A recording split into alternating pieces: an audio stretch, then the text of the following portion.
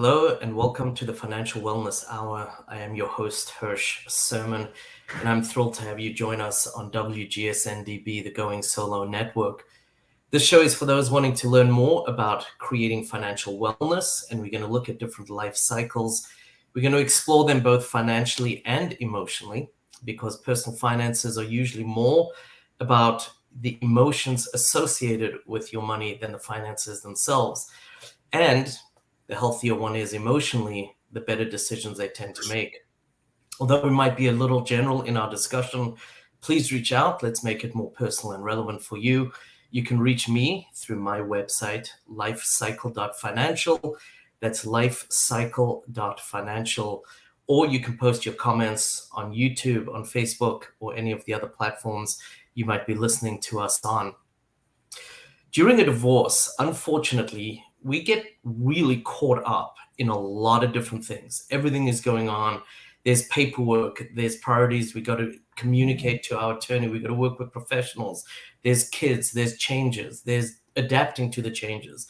There's a new dynamic in our entire life, and getting used to all of this is difficult, challenging, and stressful often. And too often, I think we don't think about ourselves when we're thinking about everything else. Talking as a reformed self-care fan, I'm not quite sure how to describe myself in this, but I think that one of the most important things one can do for oneself in general, let alone through a stressful process, is to practice self-care. And honestly, I used to think this was kind of weird hippie stuff before my divorce, and it's now 9 years later, I have a very different appreciation for it, and I'm still practicing self-care after all this time. Our guest today is going to help us to understand more about self-care, about the benefits received from practicing it. Margaret Hansen is a transformational speaker, a certified life coach, a writer. She is a trainer in Infinite Possibilities workshops and is a certified practitioner of the emotion code, which is a process to help relieve or release negative emotions that are held in the body. And we do tend to, kind of funny coming from a cold, heartless MBA, CPA, CDFA, but we should listen to our bodies more. They talk to us all the time. And I think that's another big piece that comes from self-care, I think, as well. Margaret, you're also recognized as a top teacher in Who's Who Among American Teachers. So a lot of background, a lot of different experiences coming together to be able to bring to your clients and to the show. And I appreciate you joining us. Thank you and welcome. Thank you, Hirsch. I really appreciate you inviting me to join you today. Absolutely. Thanks. No, this is such a, as we were talking about earlier, I mean, it's such an important topic, and not just in divorce and not just, but in an everyday way to kind of start your day, get grounded, get focused. It's always a good way to start your day. And you definitely have a passion and a drive in sharing your message, and that comes from your journey. And yes, that's a pun on your love to travel. But I'm going to ask, can you share a little bit more about your story and where this all comes from?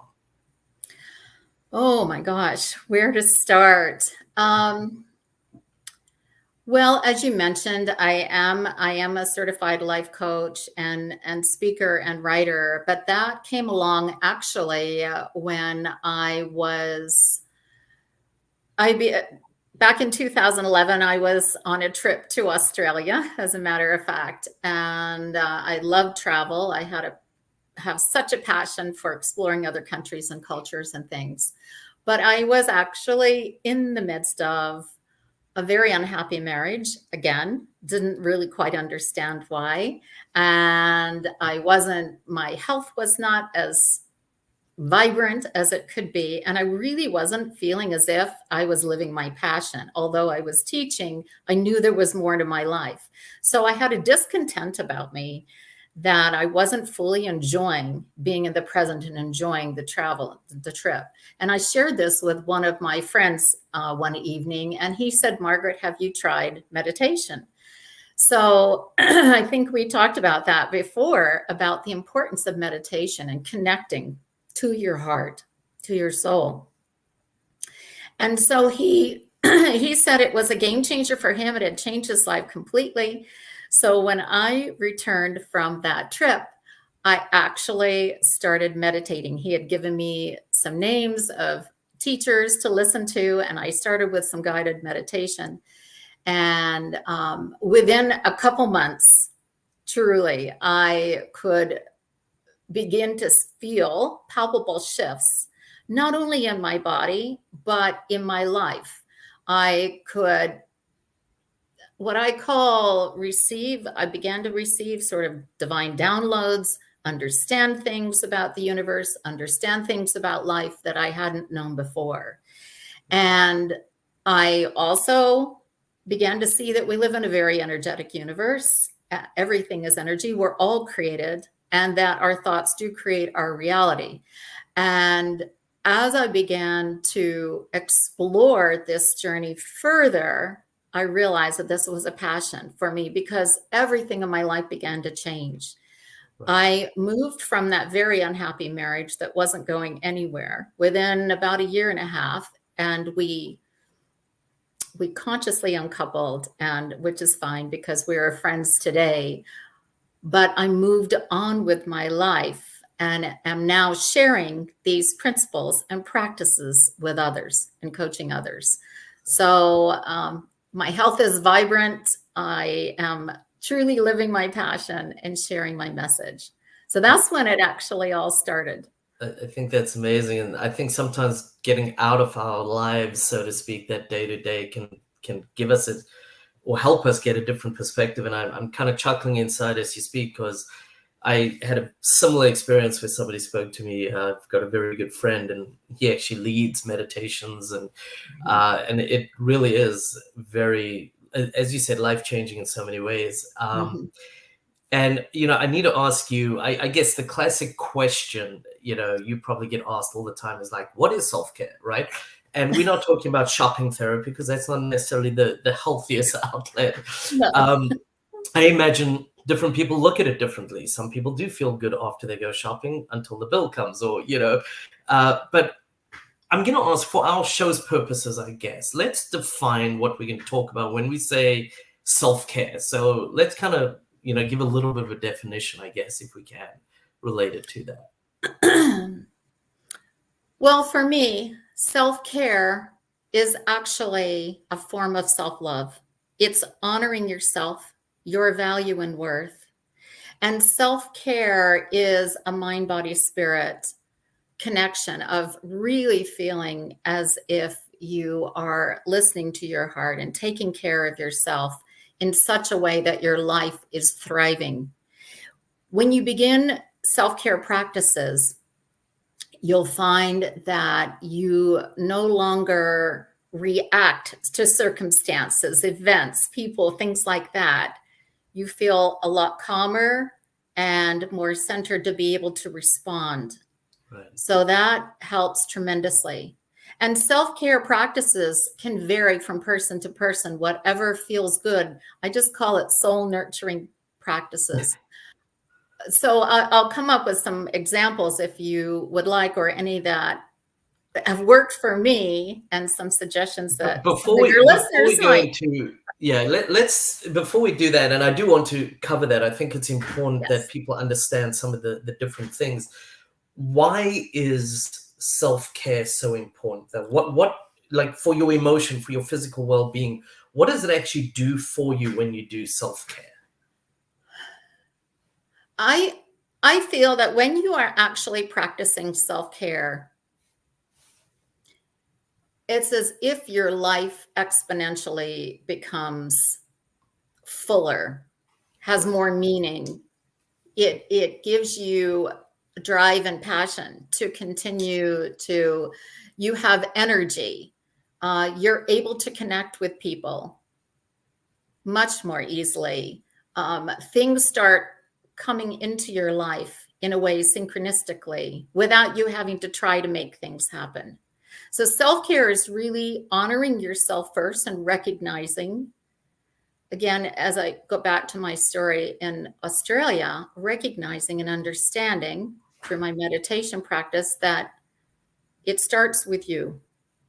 And when you take care of yourself first, then all else falls into place. So it's really honoring yourself as sovereign, as wise, as having the resources and having the power to be able to create the life that you want. And when you begin to understand that, then I like that so much because, I work with a lot of clients going through very stressful times, as you do. yes, And, I'll say to them often, because, for example, just one that comes to mind is they feel they have to respond to that text to kind of like show how it is. Well, are you doing that for yourself or are you doing that for them, right? Sometimes you're defending yourself because I need to be right or I need to, whatever it is.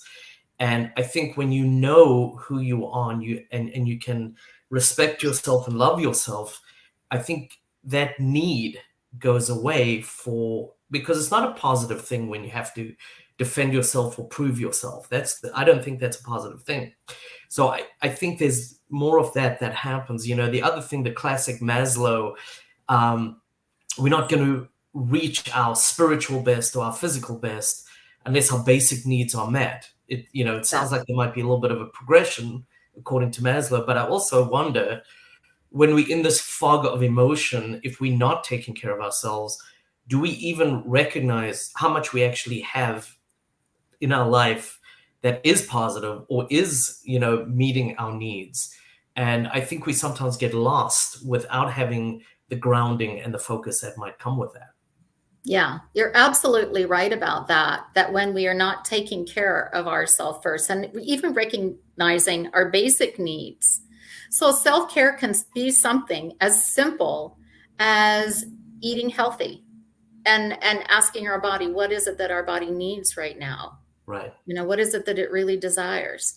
And when you really connect in and can listen to the body, and I teach some practices of being able to connect and hear the body speak to you and tell you what it wants, what it desires, what it needs.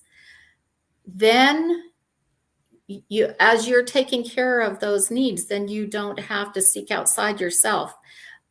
It's interesting you mentioned about the text, how we live in such a fast-paced society right now where everything is we're on our phone, we're on our computer, we have a TV going, we have all this stuff going and bombarding us. And it's really important when we get those texts or we get those calls or those emails for us to pull back and to be able to say, do I need to respond to that right now? Right. And do I need to justify why I feel the way I do? We don't. One of the things I always get a kick out of, and it's coming to what you're saying, is somebody will go away for 2 or 3 days, like go camping or go get a cabin by a lake or, whatever it is. And they come back and it's like, oh, it was amazing. Well, why? I didn't have, my phone with me 24/7, right? It's not, I was out in nature and I had this amazing lake in front of me that I woke up to see sunrise over every morning. Well, it's because we took time for ourselves and we don't do that, and it's not a healthy practice, right? And it's interesting because I wonder, and it's funny because in about 10 days, I'm actually heading to a lake with my son and I want to be very deliberate in being out there without my phone, but I want to be able to bring back more than just I wasn't on my phone 24/7, because I do, as you said, we have this rat race that we're in the middle of, and it's not a healthy rat race by any means, No. So I think being able to be deliberate is another thing. Being aware, you said, listening to your body.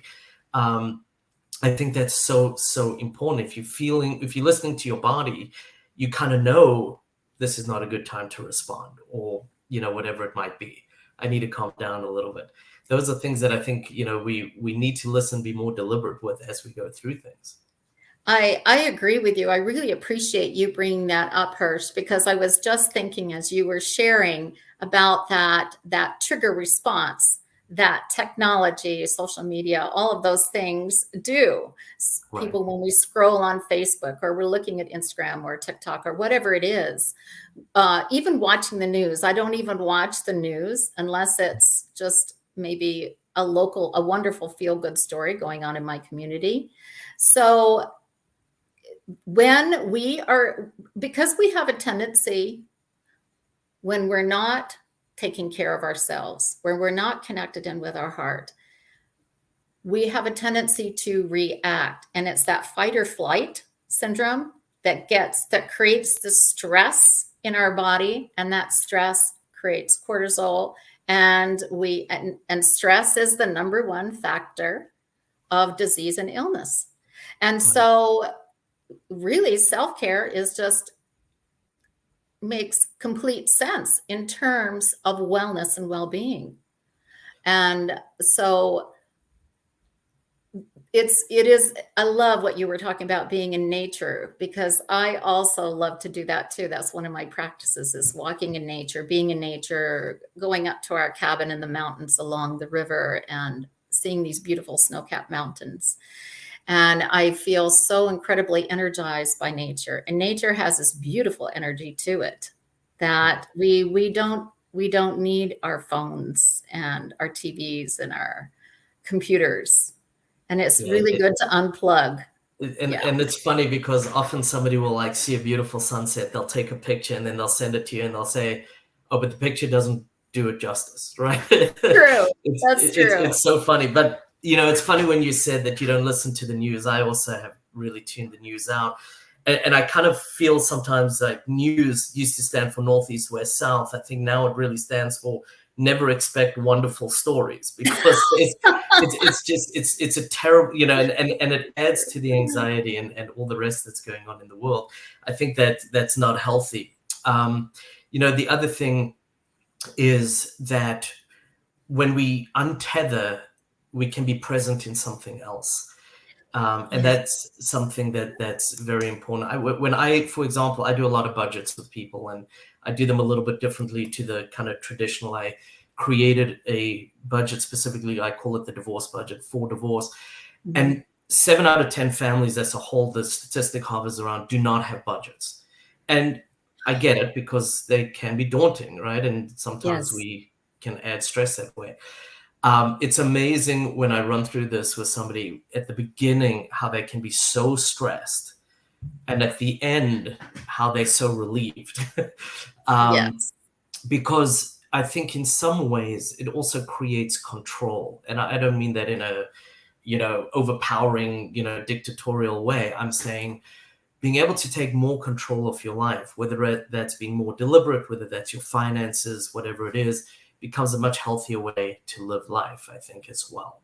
And so I appreciate that tremendously as people go through that. I think obviously we've touched on a lot of the things, but I'm gonna, since we usually focus on divorce, can you talk about one or two maybe stories that you've seen of people who have gone through a divorce and why self-care was so important, and how it kind of helped them go through that divorce and through that process? And then we're going to take a break after that, and then we're going to pick your brain a little bit on personal experiences. So, but let's start in general with some of the things that you've seen, and then kind of work our way down.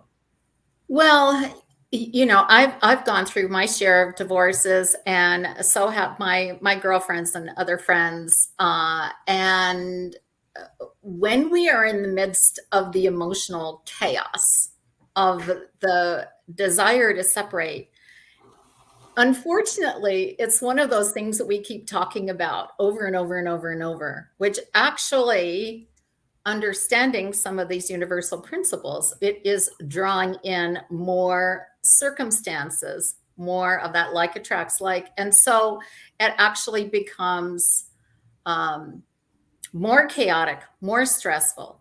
So what we focus on, we are drawing into ourselves. So that's one of the dilemmas when we think what we're doing is we're leaning on somebody to share our story or the chaos that we're going through or whatnot. And they're listening, but they're almost feeding into that fire. And it's actually making it worse. It creates such a frenzy of stress. So I think, one of the best ways is for someone to become aware of the fact that, wait a minute, I'm creating this. Now, oftentimes they aren't when they're in the midst of it emotionally, because it feels as if life is happening to them. It feels as if all these things are happening to them and I'm the victim. Right. And one thing that I learned when I went through my divorce is that when we go through these challenges, we go through these obstacles or these experiences that we might define as negative, they aren't necessarily negative. They are truly opportunities for us to grow and to learn. So if we can see it as a learning opportunity, as opposed to a situation I'm stuck in, or I can't stand it, or how did that marriage that started out so great end up so terrible? It's an opportunity for us to reflect back. Now, sometimes we can't do that when we're all emotionally keyed up. Right. But when we can get to a calm place, which is why I love the self-care practices, and look back and say, all right, what was my part in that? What was I to learn in that marriage? Right. What do I need to understand about myself so that I don't repeat those patterns in the next marriage, in the next relationship? Because until we learn that we are just as responsible for what's happened, right, as the other person, and that it's reflecting back to us aspects of ourselves where we need to learn and grow, we're going to keep repeating that over and over and over until we learn that lesson. And it will get tougher, and those relationships will get more difficult as we go along until you crash up against the wall and go, oh my gosh, all right, I see that the common denominator is me. So what's going on? What is the universe trying to tell me? What is life trying to tell me? Because this is happening and I'm involved in this. And what do I need to learn? So, and I can speak from personal experience, having gone through a few marriages and divorces. I think we'll do that when we come back. And I don't mean to be rude, but I just have a couple things to add, and then we do have to go to a break. You bet. The very first blog I ever wrote relating to divorce, I actually originally called Divorce is Awesome, right? And people were not thrilled with the name. I thought it was great. But it really was exactly what you're saying, that yes, you in the middle of this, and especially in the beginning, it's excruciating and your life has died this miserable death, but there really are opportunities to connect with yourself and others, and in ways that you've kind of lost going through that divorce. The other thing is, I think when you're more deliberate and you're more focused like this, I've worked with clients and I look at them and I'm going, this divorce is going to be their defining moment, so to speak. But it doesn't have to be. And it is challenging, and it is a major life event. I don't want to be insensitive to what somebody's going through in any way. But at the same time, they can realize that this can be something that they can grow from and really kind of have it as their springboard in many ways to live a life that they really want to. And I think that becomes the way that you want to define your life, not the other way. So before we go to break, share with people, how can they reach you, whether they want to email you or maybe go to your website and learn more about what you do and who you are. Yes, thank you. Thank you, Hirsch.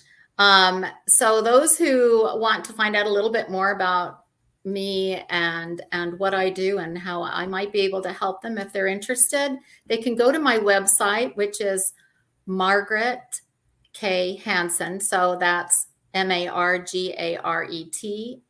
K, the initial K, Hansen, HANSEN.com, or they can write me at Margaret K. Hansen, again, Margaret, middle initials K, HANSEN, the number 3 at gmail.com. And I encourage people to do that and to go to the website, look a little, learn a little, and we'll be back in 2 minutes. Thank you. Great. Thanks.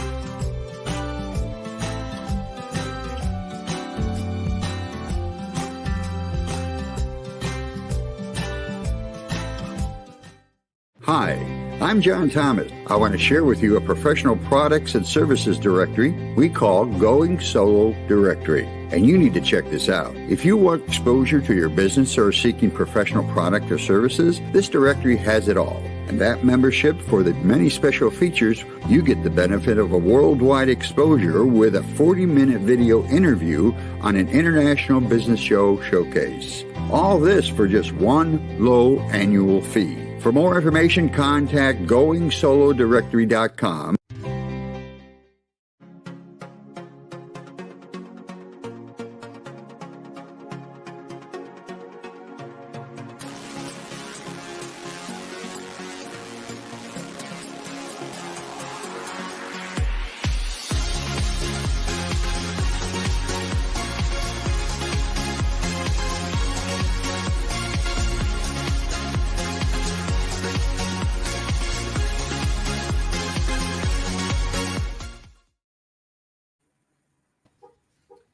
Hello and welcome back to the Financial Wellness Hour. I am your host, Hirsch Sermon. We are on WGSN-DB, the Going Solo Network, and our guest today is Margaret Hansen with the EN at the end.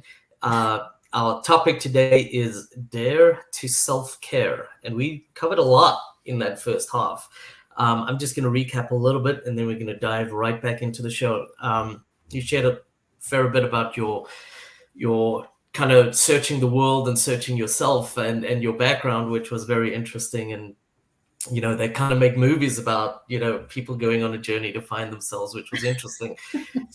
We defined a little bit of what self-care was, and it wasn't, as we said, shopping therapy, but really, I think learning yourself, getting in touch with yourself, loving yourself were key components to that. I'm trying to read my handwriting here.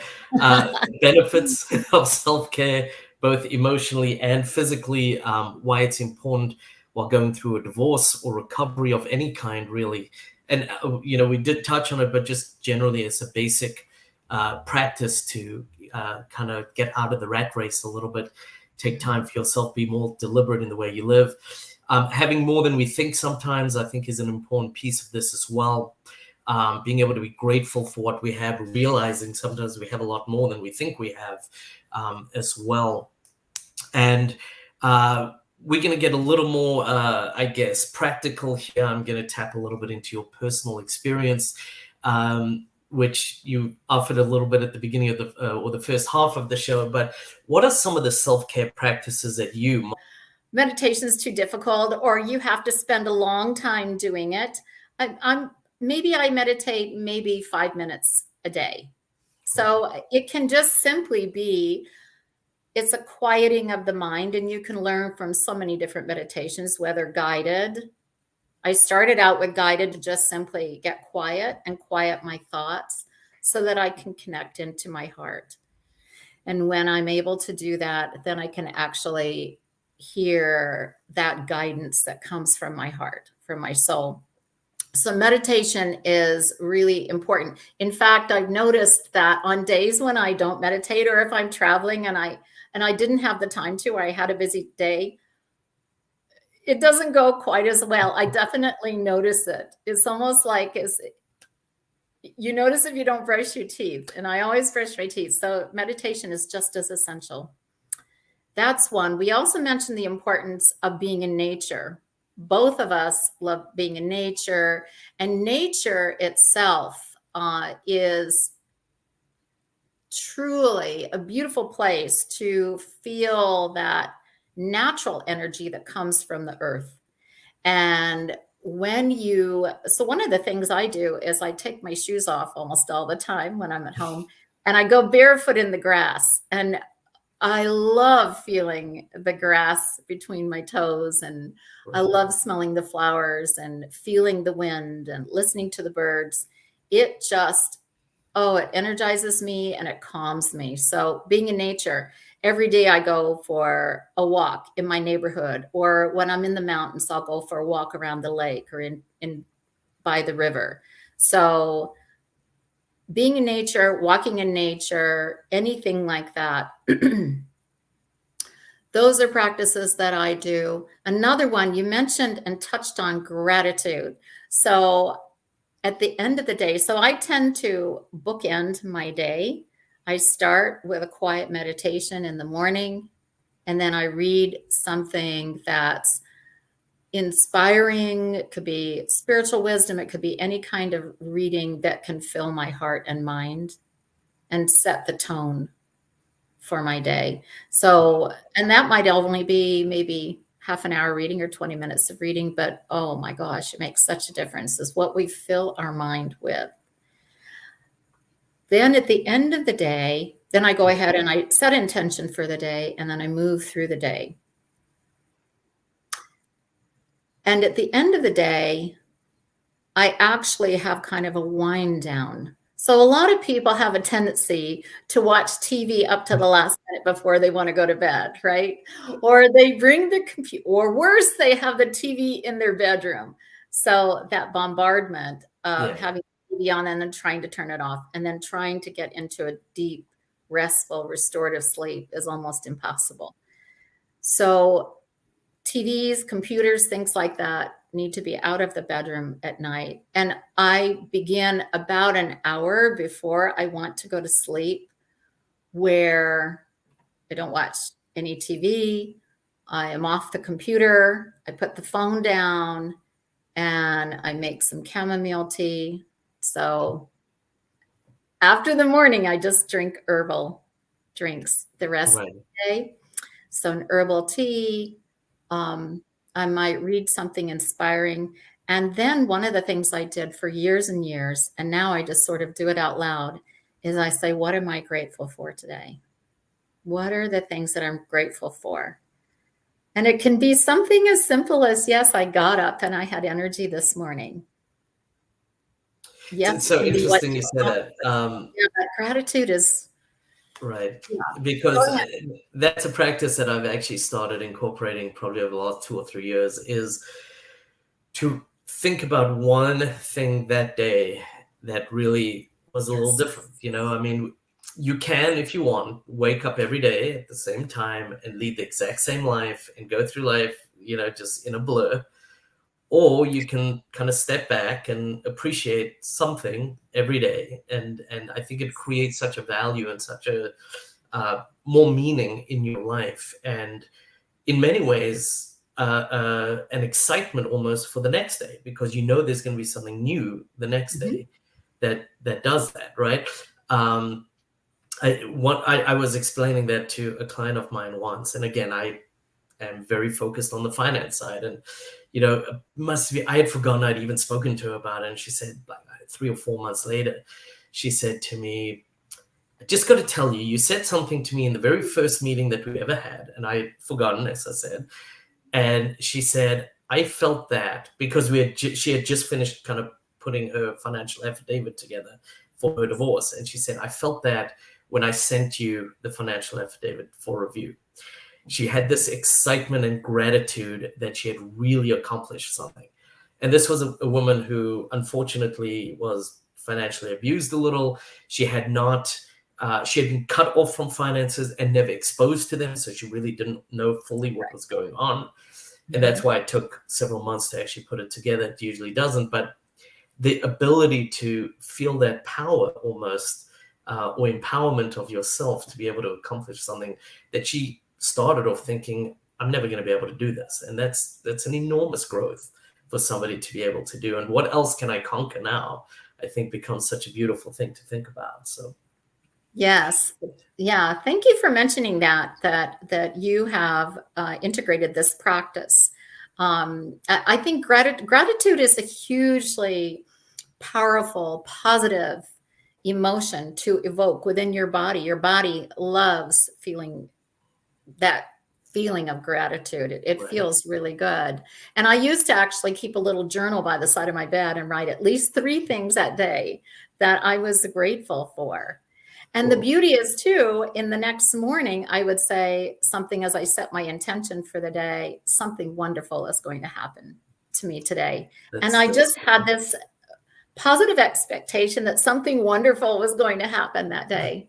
And it did. So no matter what it was, no matter how small. So those are those are just two things that I do in there. Now, there are other self-care practices, and I alluded to this in the beginning, in the first part of our program, on listening to the body in terms of food. So oftentimes when we're feeling stress, and divorce for sure can make us feel really stressful, we tend to try to mask it either through alcohol, or we eat junk food.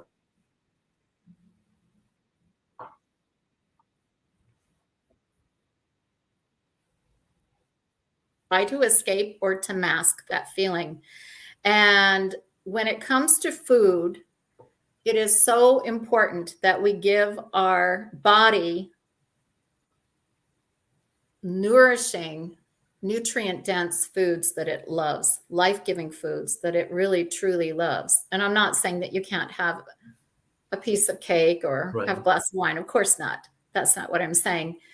But what I'm saying is really listening to and tuning in what it wants and what it needs. And when I began to, I shop for organic, local, and fresh foods, and I love to prepare those foods. And one thing I do also is, again, a gratitude practice even before I eat, and just kind of bless the food and just thank that food for nourishing my body, helping me to feel vibrant and healthy, and the people who had grown these beautiful foods, and before I take that in.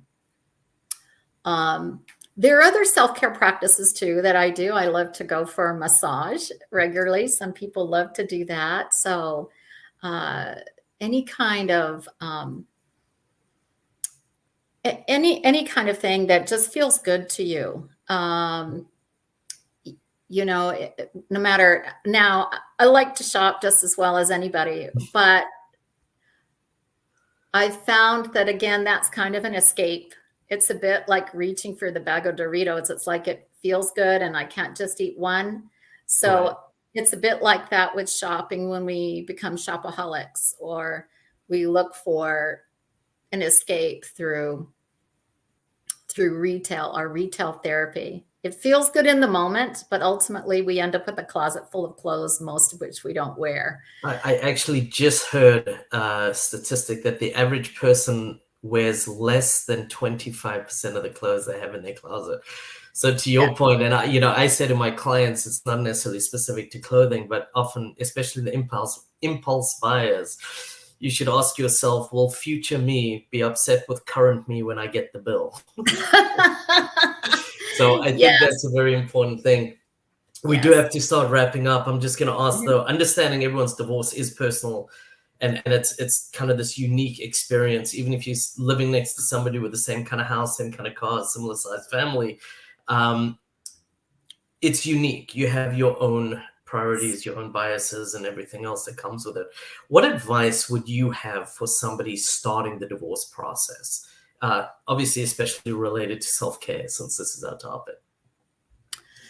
Yes, for someone who is just starting to go through this divorce process, and they're beginning to separate and beginning to feel this sort of stepping out onto their own, and what will that feel like, is know that we are all on a hero's journey. And this is all part of the journey that we take. And if they can imagine, so one of the things that I do is I imagine what would I love my life to be like, say, a year from now, and imagine how I would want it to feel, what I would want it to look like, and getting into that space where I have something to look forward to, and understand that even though what they're going through right now feels tough, it's hard, it is temporary. It's temporary. And you will rise above it, and you will get through it, and you will become stronger. So ask yourself, what are the gifts that I can learn in this journey? What are the things that I need to pay attention to so that my life a year from now or 2 years from now will be even better? It'll be extraordinary, and it will.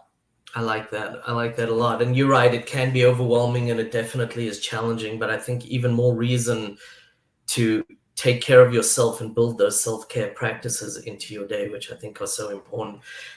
Before we wrap up, Margaret, how can people get in touch with you and learn more? Yes, thank you. So the best way to reach me, you can reach me on my website, which is margaretkhansen.com, and it is spelled Margaret